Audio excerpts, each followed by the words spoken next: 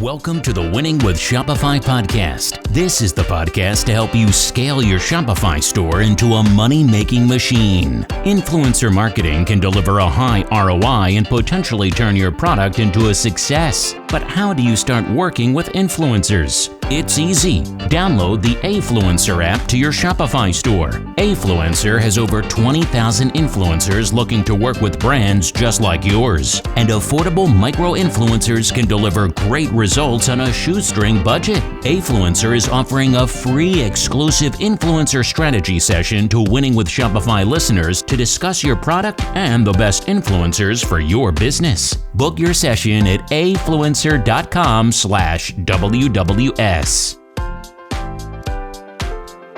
Hi everybody, and welcome to another episode of the Winning with Shopify podcast. For anyone that's not tuned in before, welcome to the show. It's a pleasure to have you tuning in. My name's Nick, been hosting it about 3.5 years now. I think it's 3.5, maybe 2.5, something like that. But it's been a very long time and I've met some incredible people on my journey.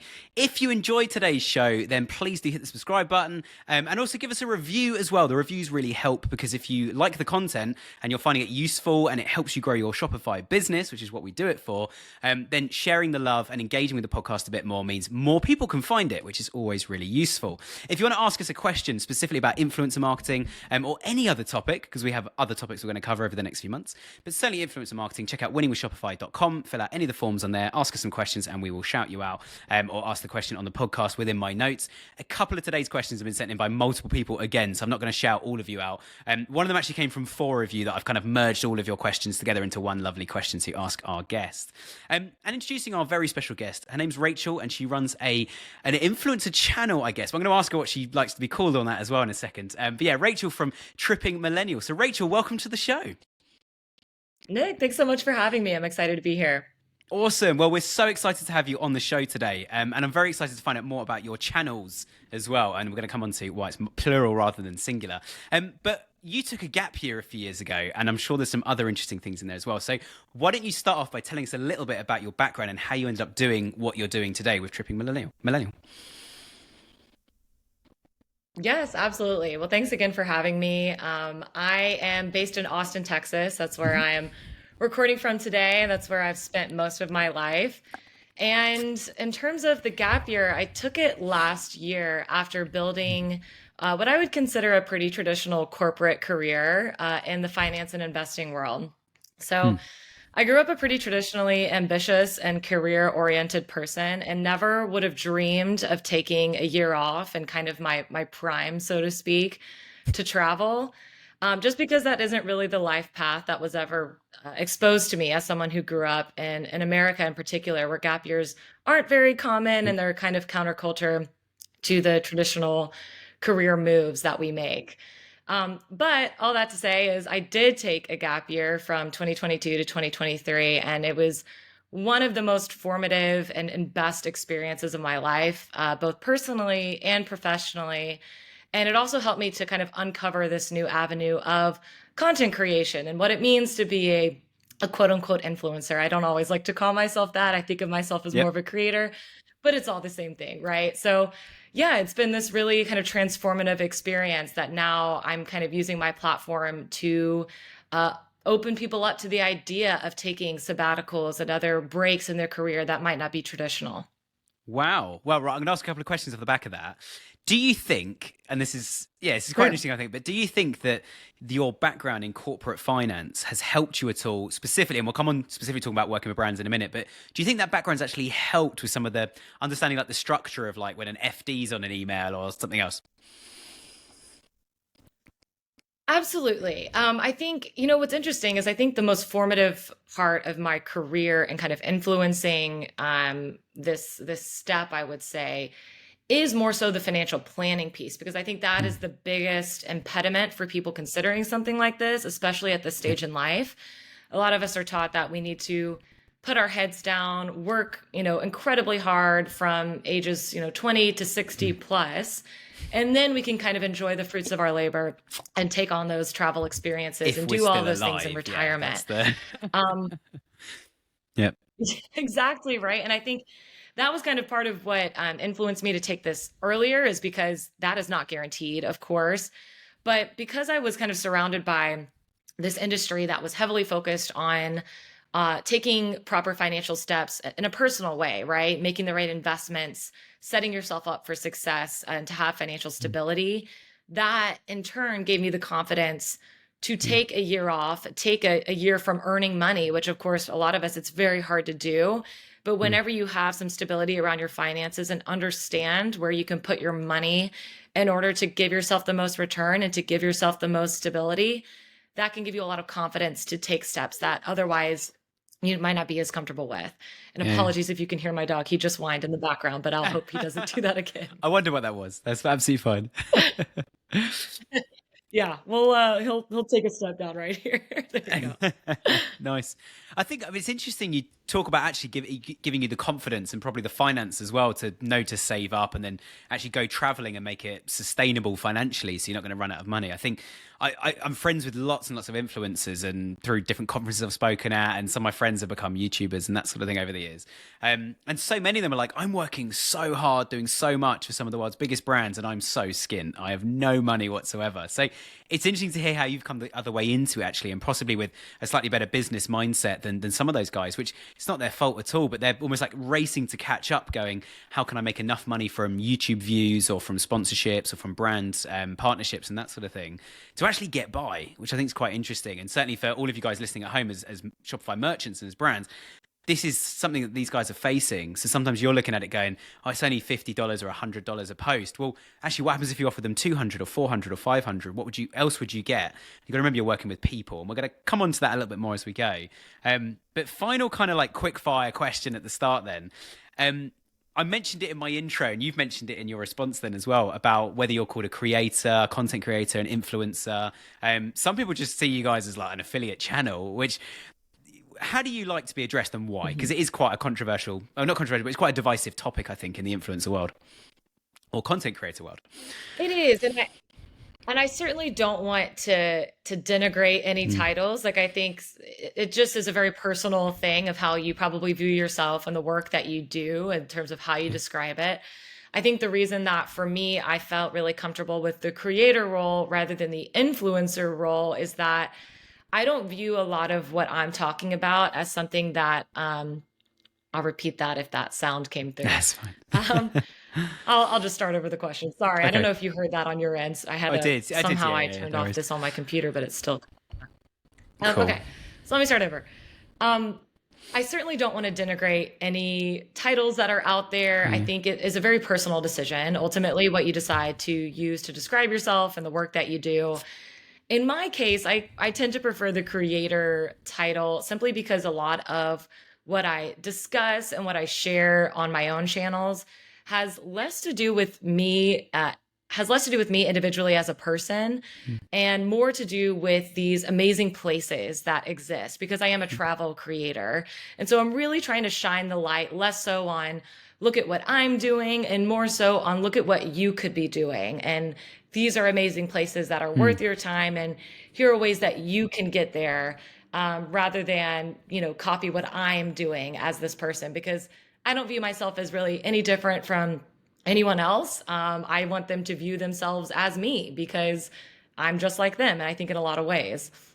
Yeah. I think it's a really good answer, actually. And I love the way you look at it, that you're creating content. And it kind of leads me into another question, which I think relates quite nicely then to actually a lot of you guys listening at home, I think will be wondering this as well, is I might call you an influencer, so apologies. We know what you do. And I think, as a creator, as an influencer who's influencing people. No problem with it. Good. But as someone who's influencing people to use certain brands, as someone who's creating content, how do you get that balance right where the merchants that are going to work with you, so specifically Shopify stores, are like, hey, have some products or talk about our travel or whatever they sell.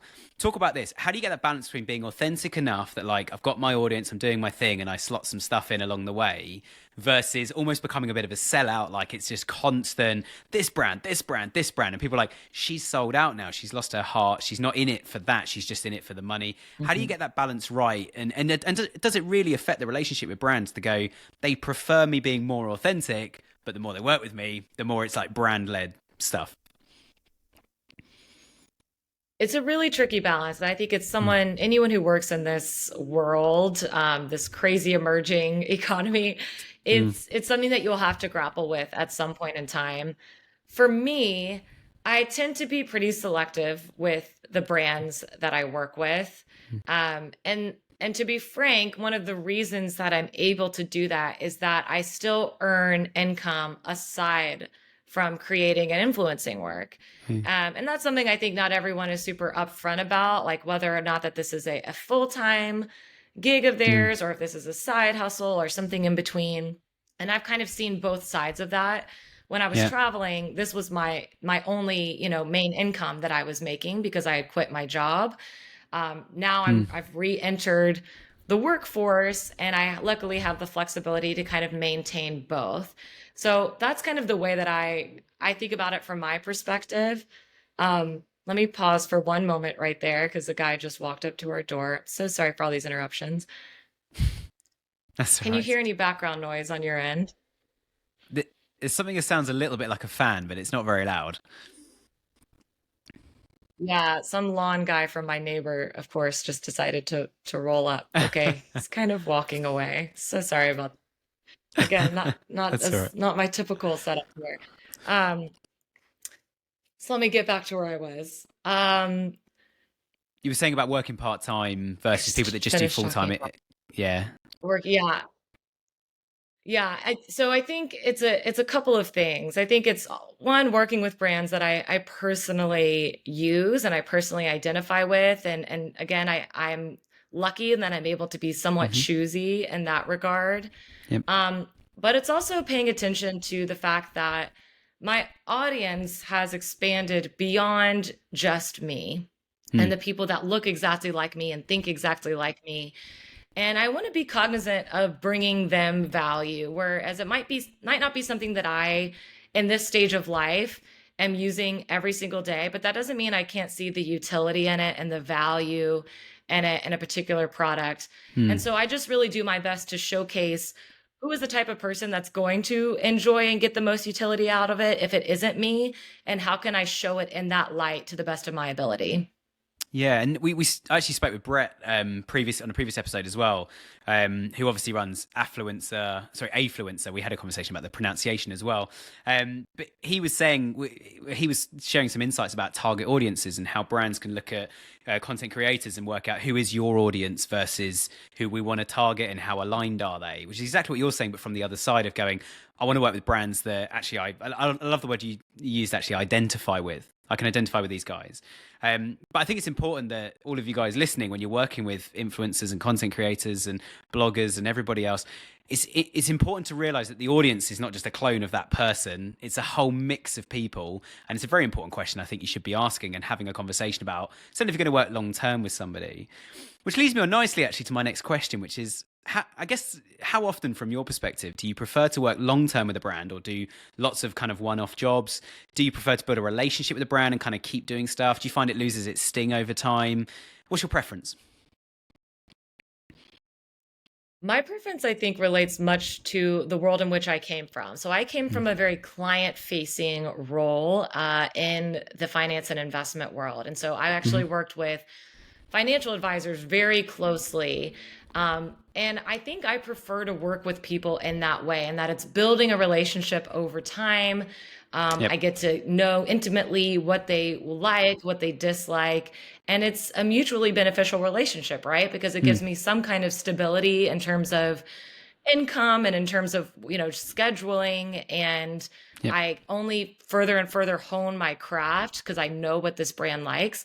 And it's good for them because now they don't have to spend time searching for a new influencer or a new creator to work with every month or every campaign. They have kind of this pot to draw from that they know that they can rely upon. They know their professional style. And so I think, personally, that is, if you're a brand and you're looking for someone, reach out to the same person over and over again if you like the work that they do. In much the same way that you would work with any kind of long-term client or customer. And I mean, I completely agree with everything you said. And I think there's one more key thing that I want to add in and also ask you about as well is we often use the phrase in my agency that we only get out of a supplier what we put in. And we take that approach to clients as well, of trying to get them to invest in us. I mean, it's not they're paying us a fee and here's the service. They're paying us a fee, we provide the service, and there's a level of engagement and back and forth in the middle. So my question really is, what's a way that do you think brands need to up their game and invest and communicate and partner better with content creators to get more from it without it necessarily even costing more, but to get a better output, and so you guys understand more what you're doing and also understanding what the brand wants as well on their side? To be frank, I think the bar, in my experience, is relatively low. And I don't mean that in a negative way, but I think really what all I'm looking for as a creator or a professional in any field is someone who follows through, who does what they say they're going to do, and they're responsive. Yep. That really, if you can nail those two things and do those two things well, you're a good person to work with. And I'll come back and want to work with you again. And I think that applies to anything. If you're hiring someone to maintain your lawn, I mean, if you're going to a hairstylist, it's any aspect of life. If you do what you say you're going to do and you follow up and you're responsive, you're golden. And to be honest, I would say it's 50-50 in my experience on who is actually good at that and who isn't. And so I think there's nice things you can add on top of that, like providing helpful analytics, providing helpful ways to engage with the broader community of creators that you work with in a way to perhaps strengthen that community. But at the end of the day, if you can nail the most basic things, I think you'll see success. Yeah. I love that. And I think, as you say about you coming back and wanting to work with them again, I find some brands, I mean, I've worked with thousands of brands over the years now. I'm a little bit older than I look for anyone that's tuning in for the first time and watching on YouTube. But I guess the thing that I've noticed a lot is that brands can be very frosty when they first start working with people. And it's not just brands, I think it's just humans in general. And there's a real danger with that. And the danger is you come across as like, okay, show us what you can do. And immediately it's like, whoever you are trying to do, it's like, I'm under the cosh now. Like, I need to prove myself and prove my worth. Whereas you get the opposite approach. I think 50-50, like you say, is probably matches my experience as well. You get the other half that are like, look, we've not done this before. We've been burnt loads before, but that's not going to stop us. We want to find the right people. How can we work well with you? What do you need from us? What support do you need? What are your fees? Why do you charge that much? Okay, that's cool. That will work. And ask those questions. It doesn't take long, but I think building that relationship, and certainly with yourself, if you're going to do something for a brand, you're putting it out into the public sphere. You're putting it in front of your audience. Again, Brett and I spoke previously on another episode over the last few weeks, literally about I asked him what happens in the disaster situation. You know, an influencer or a content creator posted something. It's awful. It's damaging for your brand. He sort of said, everyone's happy to take it down. And his advice was still pay the person that's done the work, because there should have been some sort of approval process and this kind of thing. But I think it's so important to invest in the person, especially as you literally are going to be the face of this brand. This brand are going to work with you, and you're the one who's going to be projecting your face, your voice, your tone to your audience. Like, it's like walking into somebody else's party and going, can I put my own music on and provide my own food and tell you how to host this party? It's like, well, okay, well, you can, but it's got to be on brand or everyone's going to leave. And that's a really important way to look at it, I guess. Absolutely agree with that. Yeah. And I mean, if you compare it to kind of like traditional media and advertising, I mean, at the end of the day, in many cases, you're still getting a great deal with what you're getting from a lot of creators and influencers out there, simply because there is a lot of ambiguity and lack of transparency and what people should be charging and what that, time and expertise is worth. So I think being cognizant of that as a brand, not saying exploit that, but understand that like these are people that you're probably getting a good deal from. The least that you can do is communicate clearly with them and give them kind of that level of professionalism that you would expect from anyone else you work with. Yeah, nice. I like that. And I guess a bigger, broader question then, like, and this is a safe space, don't worry, no one's going to judge you on this, but what's been your experience of working with brands? You know, like what's been some of the really good stuff, some of the not so good stuff, and what are some of the lessons you've learned over that time as well?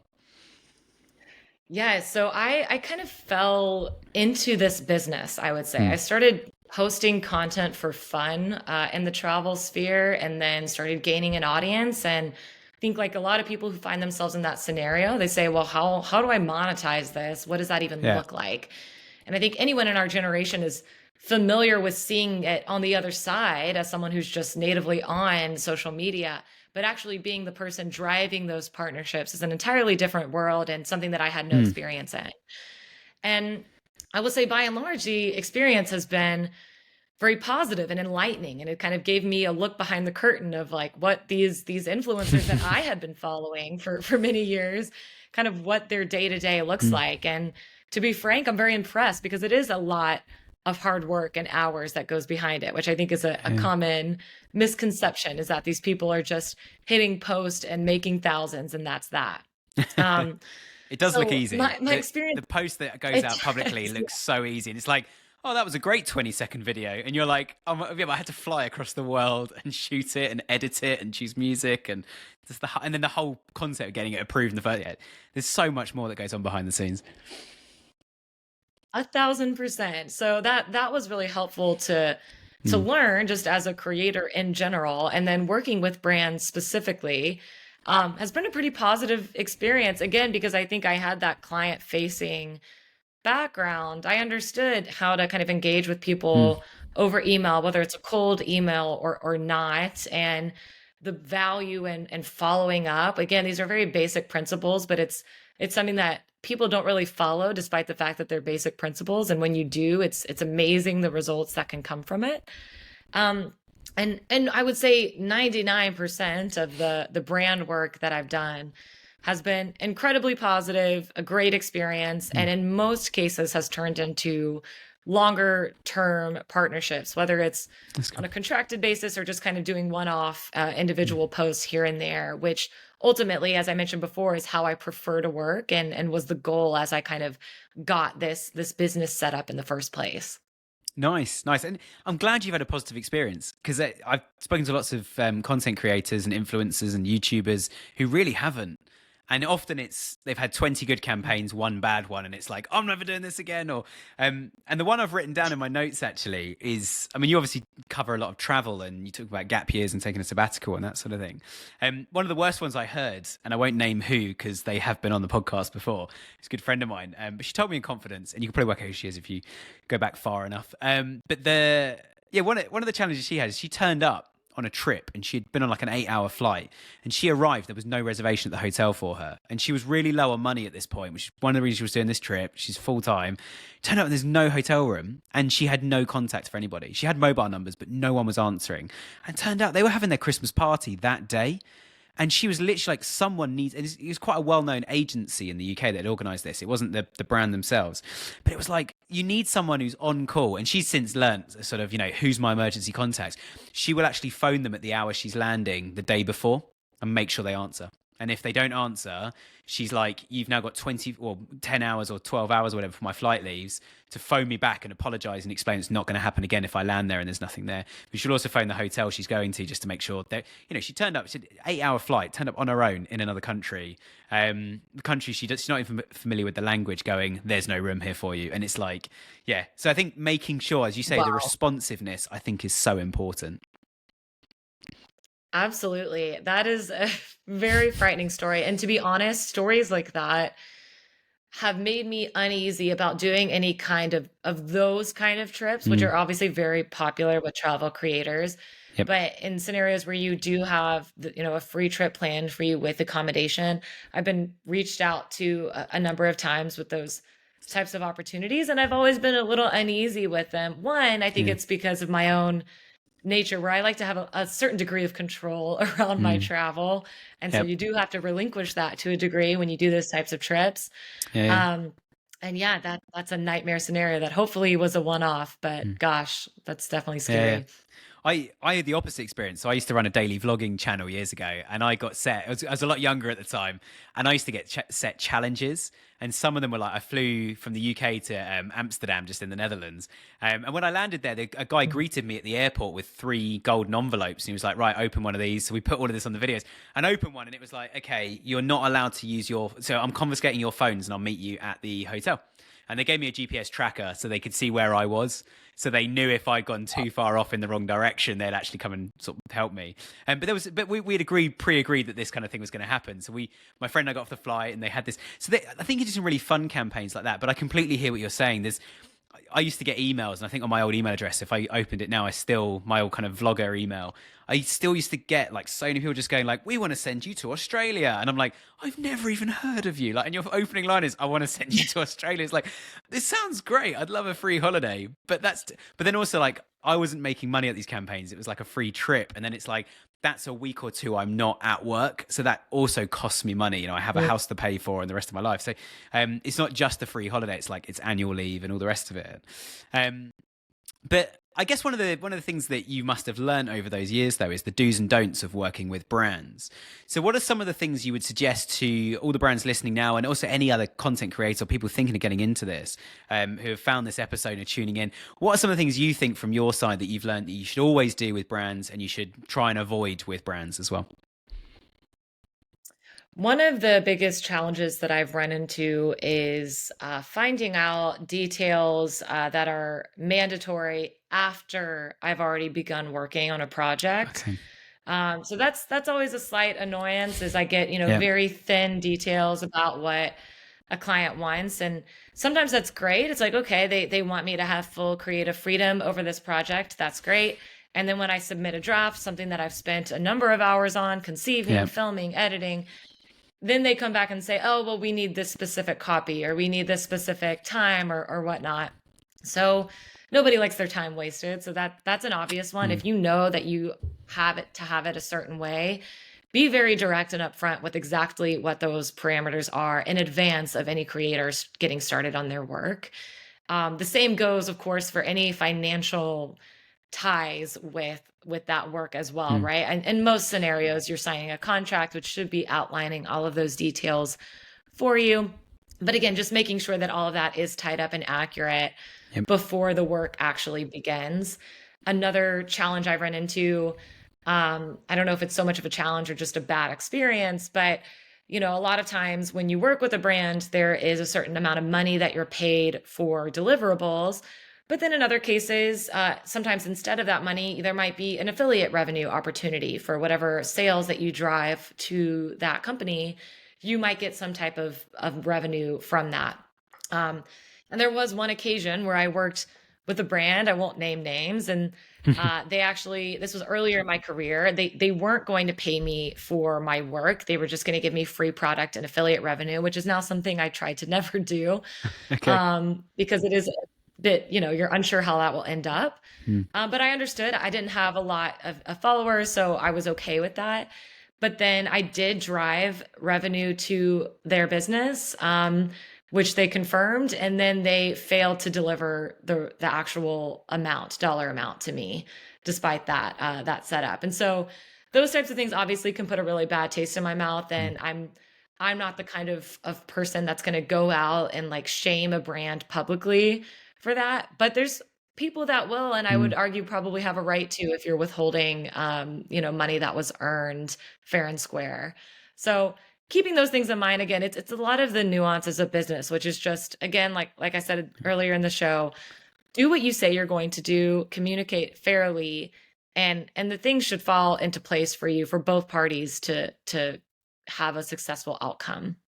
Yeah. And you've touched on a few points that I'm getting slight PTSD of, things that I've been through in business as well in the past, of like, you haven't paid your invoices, and now there's more of them. And then like, okay, we're just going to stop now. And they're like, all right, bye. And you're like, okay, what? Hang on, you still haven't paid your invoices.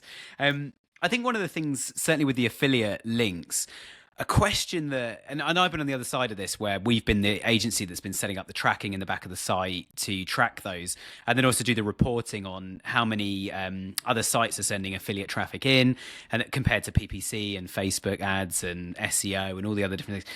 And one of the things I think everybody should ask when they're going into one of those agreements are things like, what is your current conversion rate on site? If I know that, I know from experience how many clicks I can send in, or how many users I can send to a site. And that gives me a bit of an idea as to actually how much revenue we're talking here, to then go, this isn't worth my time, or actually, this does look a little bit like a cash cow. Like, we should give this a go. And as you say, you try and avoid it, but not always. And I think it's understanding those kind of scenarios for sure. Another thing you've mentioned I think is really interesting, though, is the contracts. Do you have your own contracts then that you send to brands about how you want to work? Do you walk them through it? Do you rely on them to send one and you check it and then go back to them with any amendments? How do you prefer to work with that? Again, thinking about our listeners going, okay, I want to work with you and people like you. What do we do? In my experience, it's been the brand that sends over the contract. Again, that's just been me. I'm sure there's other creators out there that prefer to write their own language and be pretty strict with that. In my case, I'm content with just reading that content or that contract, I should say, very thoroughly and requesting any edits if they aren't in alignment with the way that I work. And so far, that's been a successful practice for me. Cool. But I've also been lucky in that people haven't been trying to sneak in any ultra restrictive or, exploitative clauses or anything like that. And again, that's something that I think especially new creators really need to pay attention to, especially as it relates to usage rights and other aspects, being able to run Spark ads, things like that. Those carry a separate form of value beyond just the content that you're creating. And you want to make sure that you're being compensated fairly for that value. And what is a Spark ad? I've never heard that term before, and I'm sure other people haven't as well. Yeah. So usually it's something more so that I run into in TikTok. So perhaps that's just a term that I've used with brands. But in general, that's whenever I can create a bit of content on my own channel, but then they can run it as an ad for their company. But it looks like it's coming from me as if I'm running the ad. However, it's their company that's running the ad. Nice. And I know what they are. I just never heard the term Spark, which is awesome. But yeah. Sorry, that was a sub question. But yeah, going back to the contract, I think you're absolutely right to read through things. There's been a few people that I know who work in your space, and they've signed up to stuff like anytime you mention outdoor activities, you now for the next 10 years need to mention my outdoor clothing brand. And it's like, never ever agree to that. I mean, it's fine if it's like during the week you're doing stuff with them or the month or the 3 months, whatever, but don't ever agree to do anything outside of that period. The only flip side of that is a friend of mine, and I absolutely hate this drink now, and I will name and shame these guys, is he was sponsored by Red Bull, and it was like, just every now and then put a Red Bull can on a picture somewhere, and we would just send you, like, I think it was a limit, but it was like basically as much Red Bull as you can possibly drink. And I absolutely hate energy drinks. They're so bad for you. As someone who was years ago was a recovering energy drink person, I used to drink tons of them, and now I think it made me ill if I had one. But stuff like that, where it's like, okay, we're going to keep sending you free stuff. Please just put it in somewhere. That's quite a nice, trusting, organic relationship, as long as they don't turn around and say, right, we're suing you because you haven't put one in for a month, and that was in the contract. And so I think you're absolutely right. And I do the same with my agency as well. Any contract that I'm sending out or receiving, I read every single line. I almost get like the kind of teacher's red pen out and make notes on it and send it back. And sometimes just ask questions. Just say, that clause there makes me slightly uncomfortable. I kind of get it, but can I just ask why it's there, and have you ever enforced it? And often they'll come back and say, oh, don't worry about that. We'll just take it out. Yeah, it's just a standard template, and that's fine. Or they explain why, and you sort of say, yeah, cool. Now I've got it in writing that you've explained why. If that situation ever comes up, I've done something wrong anyway. So yeah, you should take action or have something back, which I think's a good way to look at it. But let's change topic then. Let's talk. I don't know if this is about our final topic. We might talk about something else a little bit later as well. But one of the biggest things I spoke about with Brett, and one of the biggest questions I get from merchants that we work with where we're doing marketing, is they always say, okay, we want to work with more influencers and content creators. We want to build that network. Where do we start? And obviously, Affluencer, I'll shout them out. They are our sponsor this month. You can go and find people on their platform. But from your point of view, don't feel like you need to just shout them out because you love them. How do brands find you? Coupled with the question of how do you like to be found? How are some of the best relationships you've got with brands actually started? So whenever I was starting out on this, I really didn't know the answer to that question. And so I pretty much cast my net as widely as I could. Yep. Anytime I saw a new, whether it was Affluencer or other kinds of platforms that exist like that, Impact is another one that I've been on quite frequently.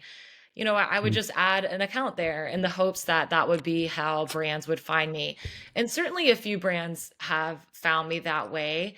And I don't have great attribution on exactly where they come from, but I will say that a vast majority of these brands are reaching out to me directly on my email, which to me suggests that they perhaps found my content on these social channels where I have my email posted, and then they're able to reach out to me directly there. Nice. Again, I don't have perfect attribution on that, but that is how I prefer to work with people. The DMing of people whenever they go into my DMs on like Instagram or TikTok, for example, to me usually indicates that they failed to see that my content information is pretty clearly displayed. And so it suggests kind of a bit of laziness in how they're Yep. reaching out to influencers. And then I would also say that it's very easy, and I'm sure brands have heard this before. It's incredibly easy to know when it is a copy paste chain email, Yeah. and when it is not actually someone who has ever looked at my work. I can't tell you the amount of emails I've received that are someone saying, "Hey, love what you do. Do you want to promote this like young child, children's toy product?" And I'm like, well, if you followed me, I don't have kids. I've never posted about Mm. products for kids. It doesn't make any sense for what I Yep. do. And so, those types of kind of s- blast emails that I Yep. tend to get and that I know thousands of creators are also receiving, I don't think are a very good use of a brand's time. I think going on these feeds, seeing someone's content and being able to, if you really want to increase your odds of actually developing a relationship with that creator, point out something, even if it's small, that actually suggests that you've seen their page. And that should increase your odds of being able to form a relationship significantly. And that's certainly been my experience and how I've decided to accept those brand invitations. Nice. So you very much like to be approached by brands then, as opposed to having to kind of do the hard graft and reach out to them yourselves, or do you do any of that at all as well? Oh, of Or course. Oh, well, yeah, we always prefer to be reached out to because that saves us half the half the work, doesn't it? So no, I do reach out to brands, and that's on a more, I would say it's about 10% at most of the brands that I work with are ones that I reached out to.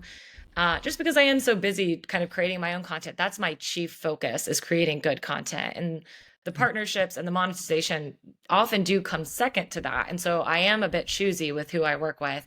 But if there is someone who hasn't reached out to me, especially if I've seen that they've worked with other creators that I feel offer similar value, I'll reach out to them and say, "Hey, I saw you worked with, my peer.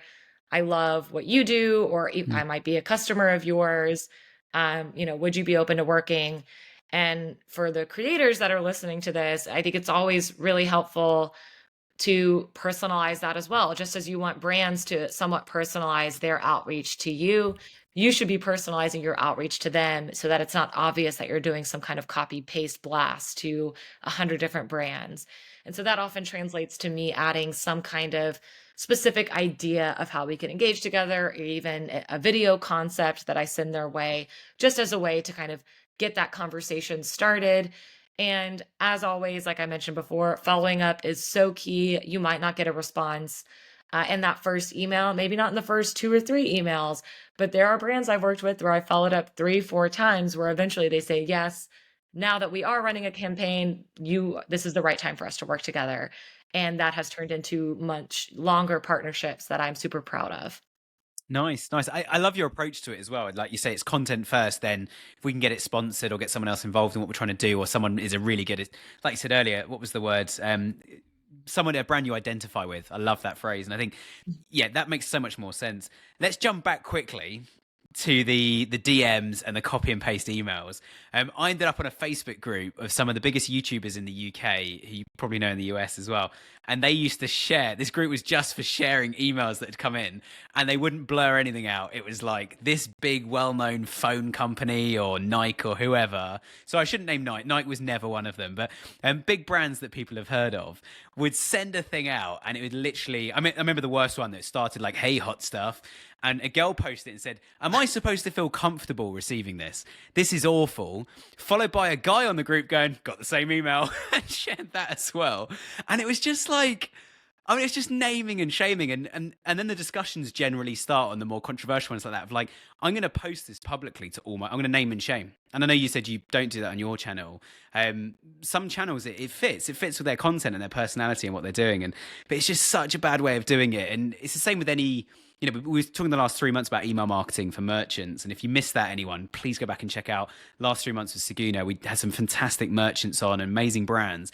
And so many of them were saying about personalizing emails, using AI to personalize them, using previous product purchase history, that kind of thing. And like you say, when you reach out, even I love what you said as well about you guys reaching out to a brand. I always think about the brand being as respectful as possible to you guys, but of course I've never really worked on your side of things, or not the same sort of level you do. I think you guys reaching out to brands and kind of making it on point and saying you've worked with this friend of mine that I also do stuff with, or actually you're promoting something that I'm really passionate about. That's such a good fit, and I always find the best partnerships start when the stars align. But you can also study the stars and see when they're going to align by watching all of these channels. And if brands are out there, have you got any advice to them about also keeping their ears and eyes open for these opportunities coming in? In terms of creators reaching out to them? Yeah. I think it's probably a slippery slope. I should have mentioned before, my husband is actually a founder of an e-commerce company that works with influencers and creators as well. So I've kind of seen it through the lens of the brand to a degree as well. And as anyone who runs any kind of a business, especially a business in which, people I strongly identify with it, you're going to get a lot of spam, and you have to sift through quite a lot of emails. So my advice is one that I offer with a bit of trepidation, I should say, but it is making there be an easy way for people to find out how to reach out to you. Because obviously that's step number one, is if I want to work with XYZ luggage brand and they haven't reached out to me, who am I supposed to contact, and what's the best way to contact them? And some brands make that really easy. Usually at the bottom of their website, there's some kind of link where they can submit a proposal of some kind or submit contact information. And I think that's great. Other times you have to do a bit of sleuthing. And when you have to do a bit of sleuthing, it's kind of a double-edged sword in that, one, maybe you're getting less spam emails, which perhaps is good for you and your business. But two, now other people in your business who have nothing to do with that side are going to be receiving spam emails just out of desperation of people trying to work with you and not knowing where to turn. So try and find a balancing act of, can you give these people who want to work with you some kind of entry form that they can fill out so that it's not spamming someone's inbox that is working on other projects, but still gives you an opportunity to connect with these people. And if not that, then really leveraging those platforms that I think have been built to facilitate those kinds of things, like Affluencer and others. But if you go that route, I think the key is that you have to go all in on it.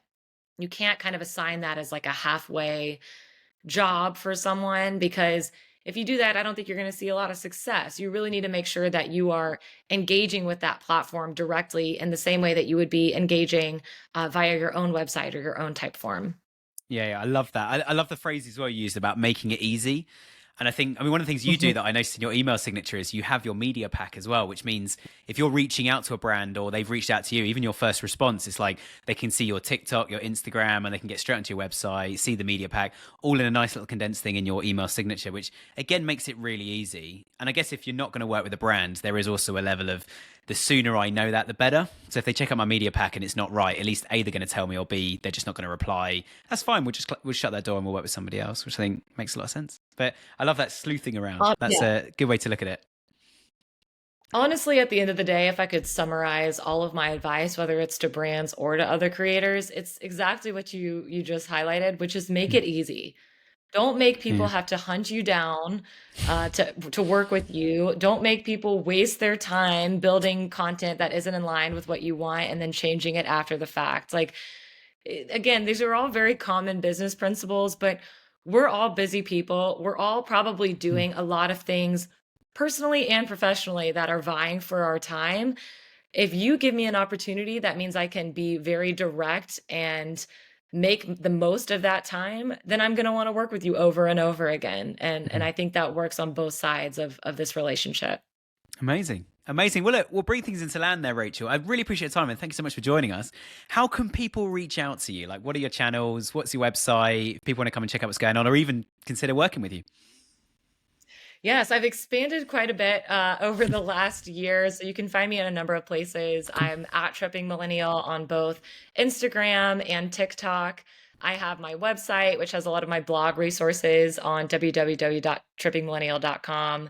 And then you can also find me in an email newsletter, which you can sign up for on my website. So all of those places would love to connect. And then if you want to reach out over email, which as I suggested is the way I tend to reach out to brands and connect with them, it's trippingmillennial@gmail.com. Amazing. Amazing. Well, Rachel, thank you so much for your time. I really appreciate you joining us, taking some time out. It's been great to talk to you today. Thank you so much, Nick. I appreciate it. Have a good one. Great stuff. And for everyone else listening, we will be back again next Friday. Thanks for tuning in. Hit the subscribe button, hit the review button as well. The number you're looking for is 5 stars, so please hit that one. That'll be great. Thanks for tuning in, and we'll see you again next week.